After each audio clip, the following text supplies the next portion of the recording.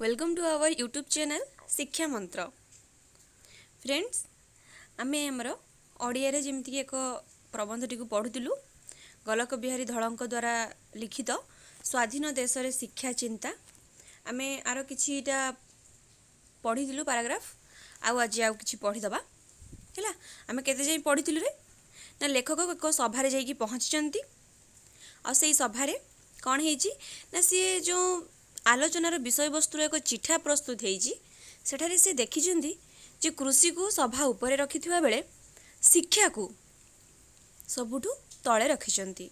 एपरी काहींकी तार कारण खोजु खोजु लेखक पाइछंती जे शिक्षार भित्तिभूमि स्वाधीनता परे परे आम देश रे एतेटा सुदृढ़ नथिला, जोथि पई कि विभिन्न प्रकार योजना मान होइथिले मध्य किछि ठीक भाव में कार्यकारी हेई पारु नथिला।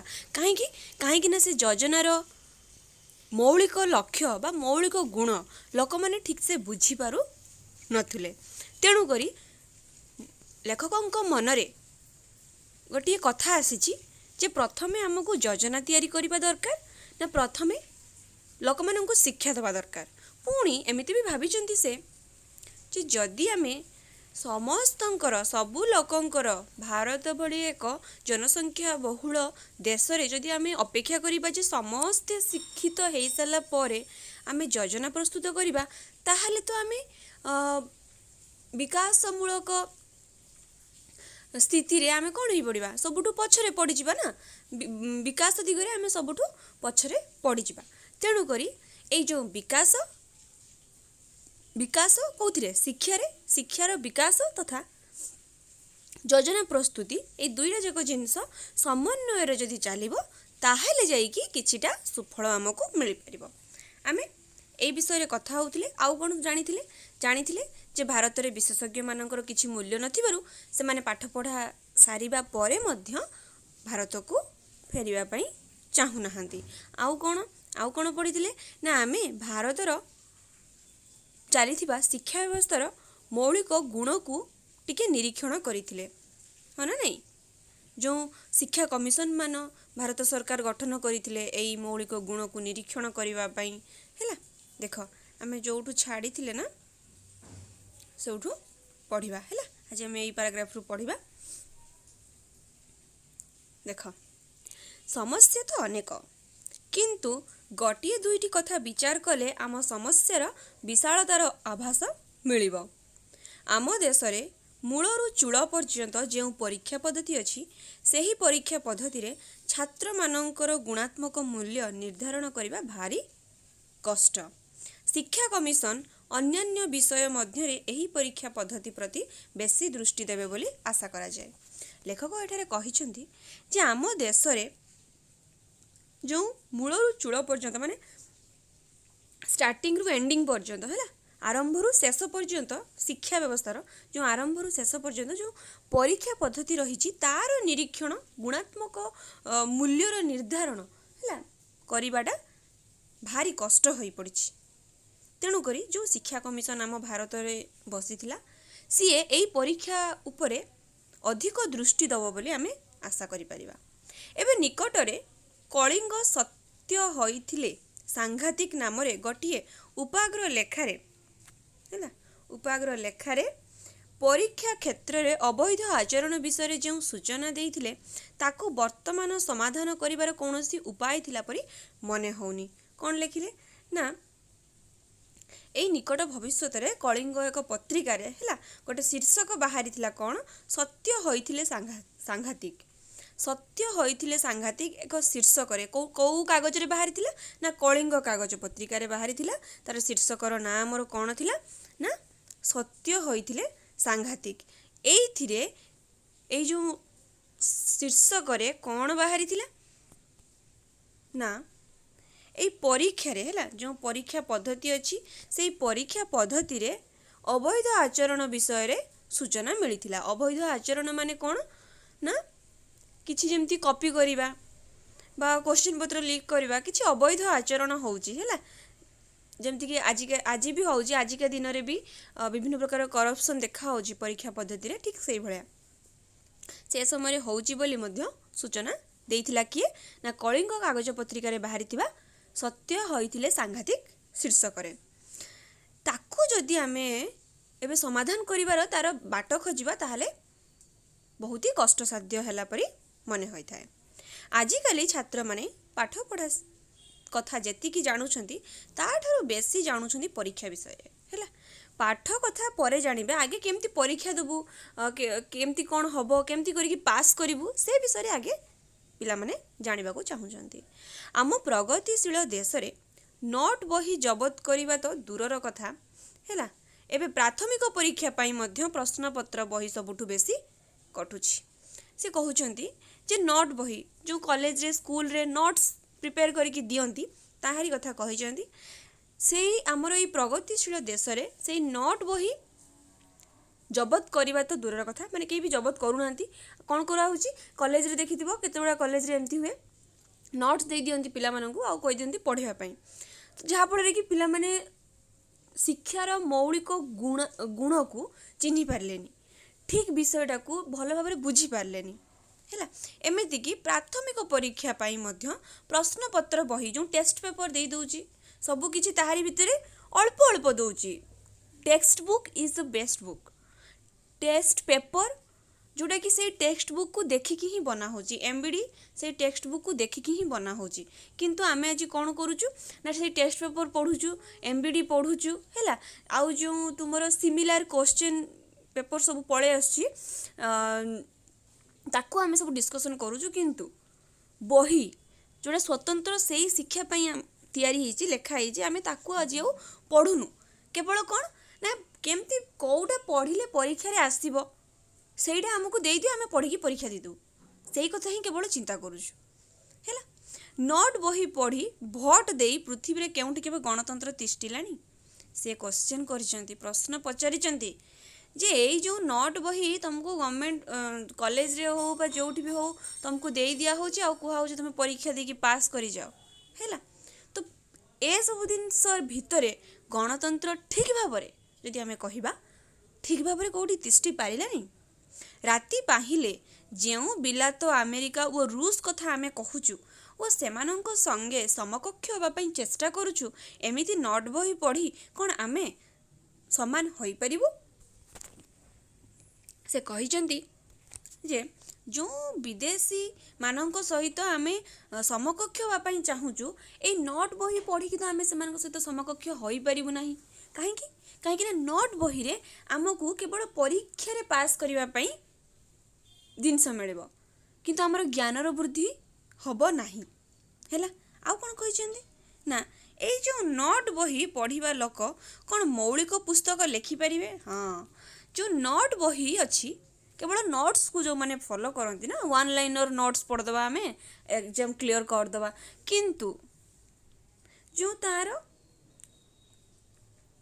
ମୂଳରେ ଯେତିକି ପାଠ ଅଛି, ଯେତିକି ଜ୍ଞାନ ଅଛି, ତାକୁ ଯଦି ଆମେ ଆହରଣ ନ କରିବା ତାହେଲେ ଆମେ କ'ଣ ଗୋଟେ ପୁସ୍ତକ ବହି ଲେଖିପାରିବା କି? ଏମିତି ଏବେ ବି ଅଥର୍ସ ମାନେ ଅଛନ୍ତି, ତାଙ୍କର ପୁସ୍ତକରେ ଯଦି ଆମେ ଲେଉଟେଇକି ଦେଖିବା ନା ସବୁକିଛି କପି ପେଷ୍ଟ ହେଉଛି ଗୁଗୁଲରୁ, ସେଇଟା ଗୁଗୁଲରେ ସର୍ଚ୍ଚ କରିଦେବ ଡିଟୋ ସେମିତି ବାହାରିଯିବ, ମାନେ ସେଇଟା କପି ପେଷ୍ଟ ହେଇଯାଇଛି।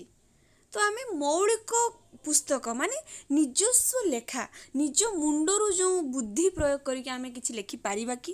ଯଦି ଆମେ କେବଳ ସେଇ ନୋଟବୁକ୍ ପଢ଼ିକି ପରୀକ୍ଷା ଦେଇକି ପାସ୍ କରିଯାଇକି କ'ଣ ନା ଆମେ ପାଠ ପଢ଼ି ଦେଇଛେ ସବୁ ଯଦି ଆମେ କହିବା, ତାହେଲେ କ'ଣ ଆମର ଏଇ ଗଣତନ୍ତ୍ର ତିଷ୍ଠି ପାରିବ କି? ତାହେଲେ କ'ଣ ଆମେ ବିଦେଶୀମାନଙ୍କ ସହିତ ସମକକ୍ଷ ହୋଇପାରିବୁ କି? ତାହେଲେ କ'ଣ ଆମେ ଏକ ମୌଳିକ ପୁସ୍ତକ ବା ନିଜସ୍ୱ ଲେଖା ଲେଖିପାରିବୁ କି? ଏଇସବୁ ପ୍ରଶ୍ନ ଲେଖକଙ୍କ ମନକୁ ଆସିଛି। ଯେଉଁ ଦେଶରେ ମୌଳିକ ପୁସ୍ତକ ଲେଖା ହୋଇପାରିବ ନାହିଁ, ସେ ଦେଶରେ କ'ଣ ମୌଳିକ ଚିନ୍ତାର ସ୍ଫୁରଣ ହୋଇପାରିବ? ମୋତେ କୁହ। ସିଏ ଆହୁରି ଗୋଟେ ପ୍ରଶ୍ନ କରିଛନ୍ତି ଶେଷରେ, ଯେ ଯେଉଁ ଦେଶରେ ଗୋଟେ ଲୋକ ପାଠ ପଢ଼ିକି ମଧ୍ୟ ନିଜସ୍ୱ ଲେଖା ଗୋଟେ ଲେଖିପାରିବନି, ତାହେଲେ ସେ ଦେଶରେ ତା'ର କିଛି ମୌଳିକ ଚିନ୍ତା ଘଟିବ ବୋଲି ଲେଖକ ପ୍ରଶ୍ନ କରିଛନ୍ତି ହେଲା। ତାପରେ କ'ଣ ଅଛି ନା ପିଲା ଯଦି ପ୍ରାଥମିକ ସ୍କୁଲରୁ ନୋଟ୍ ବହି ପଢ଼େ, ଏବେ ତ ପ୍ରାଥମିକ ସ୍କୁଲରୁ ହିଁ ନୋଟ୍ସ ଦେଇ ଦିଆହେଉଛି ପିଲାଙ୍କୁ ହେଲା। କେବଳ କ'ଣ ନା ଏକ୍ଜାମ୍ରେ କେମିତି ପରସେଣ୍ଟେଜ୍ ଆସିବ ହେଲା, ଆମର ଲକ୍ଷ୍ୟ ହେଲା ପରସେଣ୍ଟେଜ୍ କେମିତି ଅଧିକ ଆସିବ, କିଛି ଦରକାର ନାହିଁ ମାର୍କ, ଆମକୁ ପାଠ ଦରକାର, ଜ୍ଞାନ ଦରକାର, ସେ ବିଷୟରେ ଜାଣିବା ଦରକାର। ପରସେଣ୍ଟେଜ ନେଇକି ଆମେ କ'ଣ କରିବା? କିନ୍ତୁ କ'ଣ ହେଇଛି ନା ଏବେକା ଲୋକଙ୍କର, ଏବେକା ପିଲାମାନଙ୍କର କେବଳ ପରସେଣ୍ଟେଜ ଦରକାର, ଦିଅ ନୋଟ୍ସ ଦେଇଦିଅ, ଆମେ ପଢ଼ିଦେବୁ, ଯାଇକି ଏକ୍ଜାମ ଦେଇଦେବୁ, ପାସ୍ ହେଇଯିବୁ। କିନ୍ତୁ ନିଜର ଆଉ କୌଣସି ମୌଳିକତା ରହିବନି, କ୍ୱାଲିଟି ରହିବନି। ଠିକ୍ ଅଛି, ସେଇଟାକୁ ହିଁ ଲେଖକ ଆମର, ପ୍ରାବନ୍ଧିକ ଆମର ଏଠାରେ କହିଛନ୍ତି। ସେ କହୁଛନ୍ତି ଯେ ଆମର ଏଥର କ'ଣ ନା ପ୍ରାଥମିକ ସ୍କୁଲରେ ମଧ୍ୟ ନୋଟ୍ ବହି ସବୁ ଯୋଗାଇ ଦିଆହେଉଛି। ପରୀକ୍ଷାରେ ପାସ୍ କରିବାର ଆଧୁନିକ କୌଶଳମାନ ଶିଖେ। ବହିର ଜ୍ଞାନ ଅନୁସନ୍ଧାନ ନ କରି ପ୍ରଶ୍ନପତ୍ର କେଉଁଠି ରହିଛି ସେହି ଅନୁସନ୍ଧାନରେ ଅନେକ ସମୟ କାଟେ। ତେବେ ଜ୍ଞାନାର୍ଜନ କରିବା ତା ପାଖରେ ସମ୍ଭବ ହେବ କେଉଁଠୁ? ଆମର କ'ଣ ହେଇଛି ନା ଲେଖକ କହୁଛନ୍ତି ଯେ ଲେଖକ କ'ଣ କହୁଛନ୍ତି ନା ପ୍ରାଥମିକ ସ୍କୁଲର ପିଲାମାନେ ଏବେ କ'ଣ କରୁଛନ୍ତି ନା ସେଇ ନୋଟ୍ ବହି ପଢ଼ି ପକାଉଛନ୍ତି। ପରୀକ୍ଷାରେ କେମିତି ପାସ୍ କରି ହେବ ଟେକ୍ନିକ୍ ଟ୍ରିକ୍ସ, ଯେଉଁ ସର୍ଟକଟ୍ ଟ୍ରିକ୍ସ, ତାକୁ ସବୁ ଆପଣେଇ ନେଉଛନ୍ତି। ଆଉ କ'ଣ ନା ବହିକୁ ନ ପଢ଼ିକି ପ୍ରଶ୍ନପତ୍ର କେଉଁଠୁ ମିଳିବ, ଯେ କେଉଁଟା ସିଲେକ୍ସନ୍ କ୍ୱେଶ୍ଚନ୍, ପିଲାମାନେ ସିଲେକ୍ସନ୍ କ୍ୱେଶ୍ଚନ୍ ଦେଇଦିଅ, ଆମେ ତାକୁ ହିଁ ପଢ଼ିକି ଯାହା ଆସିବ ଲେଖିଦେବୁ, ସେ କୁହନ୍ତିନି। ତାହେଲେ ସିଲେକ୍ସନ୍ କ୍ୱେଶ୍ଚନ୍ 10ଟାରୁ ଆମେ 5ଟା ଦେଇଦେଲେ ଆଉ ଯେଉଁ 5ଟା କ୍ୱେଶ୍ଚନ୍ ରହିଗଲା ସେ ଟପିକ୍ ଉପରେ ତା'ର ନଲେଜ୍ ଆଉ ବଢ଼ିଲା ନାହିଁ। ସେଇଟା ହିଁ କୁହାଯାଇଛି ଯେ କେବଳ ଆମେ କ'ଣ ନା ପରୀକ୍ଷାରେ ପାସ୍ କରିବା ପାଇଁ ଆମକୁ କେଉଁଠି ପ୍ରଶ୍ନପତ୍ର ମିଳିବ, କିନ୍ତୁ ଆମେ ବହି ସେ ସମୟରେ ପଢ଼ିଲୁନି। କେବଳ ପ୍ରଶ୍ନପତ୍ର କେଉଁଠୁ ମିଳିବ, ସିଲେକ୍ସନ୍ କ୍ୱେଶ୍ଚନ୍ କେଉଁଠୁ ମିଳିବ, ଆମେ କେବଳ ତାହାରି ପଛରେ ଲାଗିଲୁ, ଯେଉଁଟାକି ଆମର ଜ୍ଞାନାର୍ଜନରେ କ'ଣ ହେଲା, ବାଧା ସୃଷ୍ଟି କଲା। ଏବେ ଆନ୍ଧ୍ରପ୍ରଦେଶରେ ଜଣେ ଛାତ୍ର ପ୍ରଶ୍ନପତ୍ର ବିକି 10,000 ଟଙ୍କା ଲାଭ ଉଠାଇଥିବା କଥା ସେଠିକା ବିଧାନସଭାରେ ବିଚାର ହୋଇଛି। ହେଲା, କେଉଁଠି ଟଙ୍କା ଦେଇକି ପ୍ରଶ୍ନପତ୍ର ବିକ୍ରି ହେଇଛି ବୋଲି କୁହାଯାଇଛି ନା ଆନ୍ଧ୍ରପ୍ରଦେଶରେ ଜଣେ ଛାତ୍ର କ'ଣ କରିଛନ୍ତି ନା ପ୍ରଶ୍ନପତ୍ରକୁ ଲିକ୍ କରିଛନ୍ତି, ତାକୁ ସେ ବିକିଛନ୍ତି, ବିକିକି 10,000 ଟଙ୍କା ମଧ୍ୟ ଇନକମ୍ କରିଛନ୍ତି, ଯେଉଁଟାକି ତାଙ୍କର ବିଧାନସଭାରେ ବିଚାର ଚାଲିଛି। ଜଣେ ସ୍କୁଲ ଶିକ୍ଷକ ଖୋଲାଖୋଲି ଗୋଟିଏ ପ୍ରବନ୍ଧରେ ଲେଖିଛନ୍ତି, ଯଦି ଜଣେ ସ୍କୁଲ ଲେଖକ ଲେଖିଛନ୍ତି କ'ଣ ଲେଖିଛନ୍ତି ନା ଆଜିକାଲି କୌଣସି ଶିକ୍ଷା ଅନୁଷ୍ଠାନରୁ ବହୁତ ଛାତ୍ର ଖୁବ୍ ଭଲ ଫଳ ଦେଖାନ୍ତି, ତେବେ ସେ ପ୍ରକାର ଫଳକୁ ସନ୍ଦେହ ଚକ୍ଷୁରେ ଦେଖିବାକୁ ହେବ। ହଁ ନା ନାହିଁ? ଯେଉଁ ପୁରା 500ରୁ 500, 400ରୁ 400 ଏମିତି ପିଲା ରଖୁଛନ୍ତି, ଟିକେ ନା ଟିକେ ଆମେ ସନ୍ଦେହ କରିବା ଦରକାର। ହଁ ନା ନାହିଁ? ଭାଇ 1 ମାର୍କ ବି କେଉଁଠି ତାକୁ ଦେଇ ଦିଆହେଉଛି, କଟା ହେଉନି, ଏମିତି ପିଲା କ'ଣ ଲେଖୁଛି, ଏମିତି ପାଉଛନ୍ତି ପିଲା ନା। ତ ଏଠି ସେୟା ହିଁ କୁହାଯାଇଛି, ସେ ଶିକ୍ଷକ ଜଣକ ଲେଖିଛନ୍ତି ଯଦି ଗୋଟେ ପିଲାକୁ ପୁରା ଫୁଲ୍ ମାର୍କ ମିଳୁଛି ତାହେଲେ ତାକୁ କ'ଣ ସନ୍ଦେହ ଚକ୍ଷୁରେ ଦେଖିବାକୁ ହେବ। କାହିଁକି? ପିଲା ଖୁବ୍ ଭଲ କରିଛି ଶୁଣିଲା ମାତ୍ରେ ଆମେ ଯଦି ତାକୁ ସନ୍ଦେହ କରିବାକୁ ଆରମ୍ଭ କରୁ ଓ ପାଠପଢ଼ାର ପରିଣତି ଯଦି ଏହା ହୁଏ, ତେବେ ସେ ପ୍ରକାର ପାଠର ମୂଲ୍ୟ କ'ଣ? ହେଲା, ସେ କହୁଛନ୍ତି ଯଦି ଆମେ ତାକୁ ଗୋଟେ ପିଲା ଭଲ ନମ୍ବର ରଖିଲା ହେଲେ ବି ତାକୁ ଆମେ ସନ୍ଦେହ ଚକ୍ଷୁରେ ଦେଖିଲେ, ତାପରେ କ'ଣ ହେବ ନା ସେଇ ଯେଉଁ ପାଠ ପଢ଼ିଲା ସିଏ ତା'ର ପରିଣତି କ'ଣ ହେବ? କିଛି ବି ନାହିଁ। ତେବେ ସେ ପ୍ରକାର ପାଠର ଆଉ କିଛି ମୂଲ୍ୟ ରହିବ ନାହିଁ। ଜୀବନଟା କେବଳ ସିନା ସନ୍ଦେହରେ ଆରମ୍ଭ ହୋଇ ସନ୍ଦେହରେ ଶେଷ ହେବ, ତାକୁ ଜୀବନ ସାରା କେବଳ ସମସ୍ତେ କ'ଣ କରିବେ, ସନ୍ଦେହରେ ହିଁ ଦେଖିବେ। ବର୍ତ୍ତମାନ ପରୀକ୍ଷାର ଅବସ୍ଥା ଏହିଭଳି ଥିବାବେଳେ ଦିନକୁ ଦିନ କ'ଣ ହେଉଛି ନା ପରୀକ୍ଷା ବଢ଼ୁଛି। ହେଲା, ପରୀକ୍ଷାର ଅବସ୍ଥା ଯାହା ବି ହେଉ, କିନ୍ତୁ ଦିନକୁ ଦିନ ଏବେ ସବୁ କ୍ଷେତ୍ରରେ ପରୀକ୍ଷାର ମାତ୍ରାଟା ବଢ଼ିବାରେ ଚାଲିଛି। ବିଭିନ୍ନ ପ୍ରକାରର ପରୀକ୍ଷା ଦେଖିବାକୁ ମିଳୁଛି। ମାଇନର ପରୀକ୍ଷା ନଥିଲା ସେ ଚାଲିଲା, ଅପର ପ୍ରାଇମେରୀ ନଥିଲା ସେ ବି ଏବେ ଚାଲୁ ହେଲା, ମାଇନର ପରୀକ୍ଷା ବି ନଥିଲା, ହେଲା ଚାଲୁ ହେଲା। ଯେଉଁ ମାଇନର କ୍ଲାସ୍ 7ରେ ବଡ଼ ପରୀକ୍ଷା ଥିଲା ଏବେ ଉଠିଯାଇଛି, କିନ୍ତୁ ସେଟା ଆଗରୁ ନଥିଲା, ମଝିରେ ଥରେ ଲାଗୁ ହେଇଗଲା ଯେ ମାଇନର ପରୀକ୍ଷା ହେବ। ଅପର ପ୍ରାଇମେରୀରେ ପରୀକ୍ଷା ଏବେ ଚାଲୁ ହେଲାଣି। ଏହି ସବୁ ପରୀକ୍ଷା ଚାଲୁ ହେବା ପରେ ପରୀକ୍ଷା ବିଷୟରେ ଆଗେ ଯାହା ସବୁ ଶୁଣା ନଥିଲା ତାହା ଏବେ ଶୁଣାଗଲା। ତେଣୁ ଲୋକ ଆଶ୍ଚର୍ଯ୍ୟ ହେଉଛନ୍ତି ଏ ପରୀକ୍ଷାରେ ପିଲାଙ୍କ ପାଇଁ ପ୍ରଶ୍ନ ଉତ୍ତର ବହି ବିକ୍ରି ହେବା ଛଡ଼ା ଆଉ ବିଶେଷ କ'ଣ ଲାଭ ହୋଇଛି। ହେଲା, ସେ କହୁଛନ୍ତି ଯେ ମୌଳିକ ଜ୍ଞାନ କିଛି ଅର୍ଜନ ହେଇନି, ଖାଲି ତ ପରୀକ୍ଷା ଦିଅ, ପରୀକ୍ଷା ପିଲାଙ୍କୁ ପରୀକ୍ଷା ओरिएंटेड कर दिया जाए, एग्जाम ओरिएंटेड कर दिया गलानी जे से केवल एग्जाम देकी केमती पास होवाई चाहूँगी।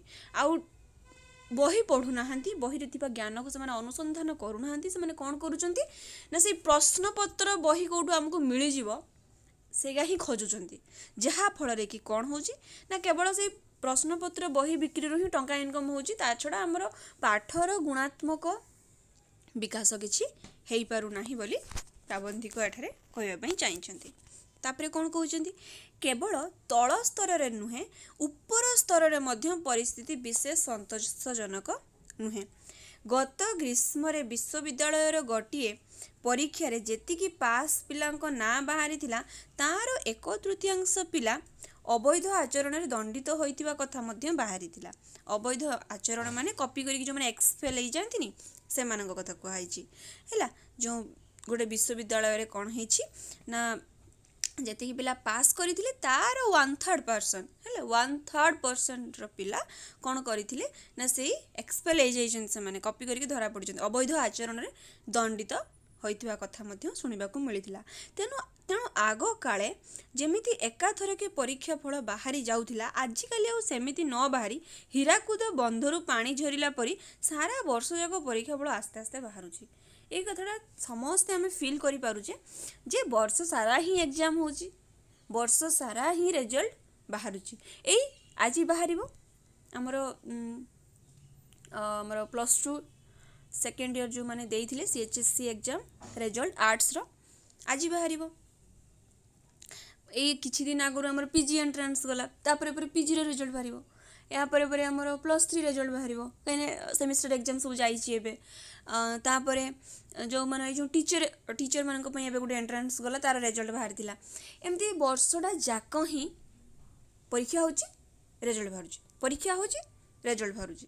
तो सेही कथा ही एठी लेखक सेमती कहिसंती जे थरे बाहरुनी, जेमती हीराकुद रे गेट पानी बेसी ही गले गेट खुला हबो, आज 5टा गेट खुला गला, काली 3टा गेट खुला हबो, आउ तापर दिन को आउ 2टा बंद हो जिवो, तापर दिन को आउ 4टा खुला हबो, एमती जो करा होछि ठीक सेही बळे एग्जाम रो स्थिति मध्य ठीक सेया बोली प्राबंधिक कहिसंती।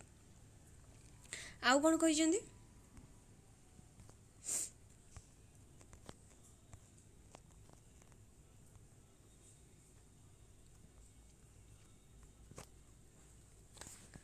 देख, आगे मेट्रिकुलेशन पास करी लोके मजिस्ट्रेट काम चलाई देउथिले, एबे मेट्रिक पाठ खड़ी की नुहे कि पेड़ी की नुहे, है ना नहीं। एबे मेट्रिक पास कला पर किसी जॉब अच्छी किछि नहीं। जड़े बीए छात्र को चिठीटाए लिखा कहले इंग्राजी रे तो जाहिताही हो जिवो, किंतु मातृभाषा लिखला बेलू 15टा बनान शुद्धि होइथिबो। पाठ तो जहाँ देखिए अक्षर देखिले डरीजे, अक्षर बोध हुए आजिकल पाठ संगे किसी संपर्क ना, केमती आसब संपर्क। आमे पूरा एग्जाम ओरिएंटेड हो गलुनी, आबे तो एग्जाम शॉर्ट क्वेश्चन रे हो जाउछि ना, केवल आंसर ही लिखिबार अछि। 70% शॉर्ट क्वेश्चन हो गला, आमको केवल आंसर ही लिखिबार अछि। तो लेखा ऊपर एतडा ध्यान गलानी। आमे जतबेले जॉब करिवु सेतबेले आमे जहाँ भी एंट्रेंस दउछु माउस धरिवु क्लिक करिवु, आमको से गोटे आमर शब्द भी लिखा को पड़ुनी। तेणुक आमर लेखा उपर आउ किछि पाठ सहित आमर किछि संपर्क ना, केवल क्लिक करवा शिक्षार अच्छी एथर बा गुल बोलवा शिक्षार अच्छी, ठीक मारिबा शिक्षार अच्छी, है ना नहीं। से कहउछन्ती जे आगुरु होउथिला देखिथिबो केमती पाख आख को बैंक रे को पोस्ट ऑफिस रे थिबे लोक मैट्रिक पास करि नथिले भी से चाकरी पाई जाउथिले। आगुरु थिला कोन ना मैट्रिकुलेशन पास करले जने मजिस्ट्रेट हो जाउथिला। एबे मजिस्ट्रेट होबा पई कोन बहुत किसी दरकार, क्वालिफिकेशन दरकार, एक्सपीरियंस दरकार, है ना नहीं। टंका भी थिबा दरकार, कहीं करप्शन भी हो जाउछि ना दुनिया, टंका देले ही चाकरी मिलिबो एमती किछि। तो एबे कौन होची ना से प्राबंधिक कहवाई चाहिए जदि आम जेहेतु आमर निजर मौलिकता नहीं, जदि आम गोटे मौलिक पुस्तक लिखि पारुनी ताहने कौन हम अवस्था, आम किसी भी करें निजस्व किसी भी करें, केवल देखा करवा अनुकरण ही शिखिगले आम, किंतु निजर व्यक्तिगत बुद्धि को खटेगी किसी भी आम करिपारिबा नाही।